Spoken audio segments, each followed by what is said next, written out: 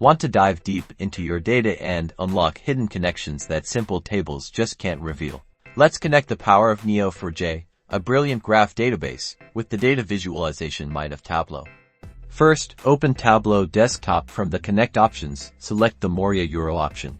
You will need to install the Neo4j connector. Once installed, you should be able to see your Neo4j connection option.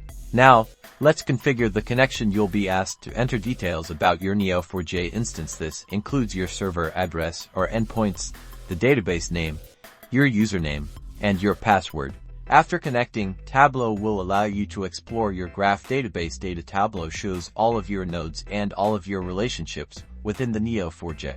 Once you've successfully connected and explored your data, you can drag and drop the data tables into the Tableau canvas. From here, you can create interactive visuals that uncover patterns and connections within your graph data. You can build dashboards using these interactive charts and graphs. Congratulations! You've successfully integrated Neo4j with Tableau, ready to visualize your data and uncover insights. This opens a whole new world of graph analytics.